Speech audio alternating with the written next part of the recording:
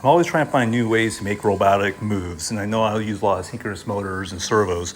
So I found this way to make a skeleton move in different ways. So this year's Halloween theme, I'm doing a rock concert of Black Sabbath and Ozzy songs. I did it a couple years ago with Rammstein and Rob Zombie, but I was using the lead singer, only the mouth was singing along to the words. So I wanted the mouth to sing along to the words and a movement. So I tried to think, how can I make this happen the easiest way? And I found out how.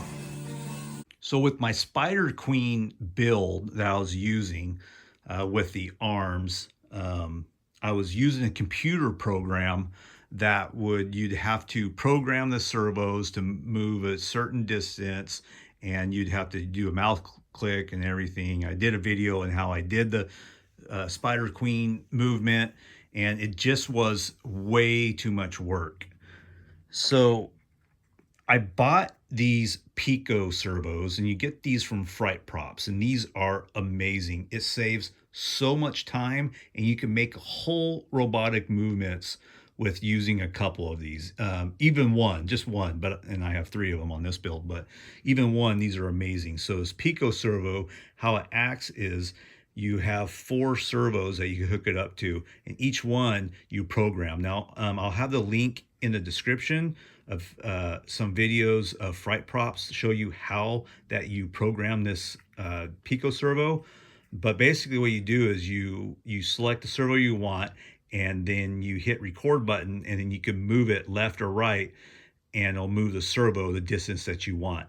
So you can do up to 2 minutes of animation of servo movements. So in my build, I did a whole minute, and each servo, you just record the movements that you want. So Pico servos, these are amazing. So, and this build, so I have 3 Pico servos. I built these 3D arms, which I did for my Spider Queen. In this 3D arm right here, all the files for all this 3D print arm, I'll have in the description. If you do not have a 3D printer, you could use aluminum, just use light aluminum, and it should be able to work. With these, I am using this MG996R servo with this little adapter. These you could use 4 number 4 size screws to fit in there. So I have 1 Pico servo on this side of the whole build. This 1 Pico servo controls the shoulder, the bicep, the forearm, and the little wrist. So I have this little piece that is screwed into the shoulder blade, and here's your first servo. This will go up and down. That's the shoulder, and then this is connected to this servo, which is the bicep that's going to go left or right. And I have these little number 4 screws. So each one of these little pieces have these holes in it that lines up with this. So there's the shoulder, the bicep that goes left and right, and then this is the forearm that goes up and down, and then I have a little small servo for the hand. So 1, 2, 3, 4. This servo, Pico servo has control 4 servos, so that's 1 arm, 4 servos.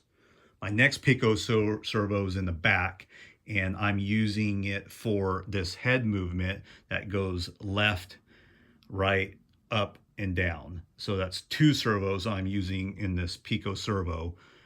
And this head turn kit I get from Fright Props too. And it's using 2 servos, so that's the 2 servos for that Pico servo. And then the 3rd slot I use for this top shoulder piece. So that still leaves me 1 free to use up here if I want to add something different, like if I want to add something on the shoulder or whatever, like an animation on like an animal or whatever. So that controls this arm. Now this arm, I'm only using 2 servos, 1 for the shoulder and 1 for the, or wait a minute, 1, 2, 3. Oh, I'm only using 3. So I'm using 1 for the bicep, that goes left and right, and I'm using one for the forearm that goes up and down, and that is controlled by this Pico servo. So I have three Pico servos that's controlling this whole mechanism. And when you have all of them all hooked up, you can make it look like this.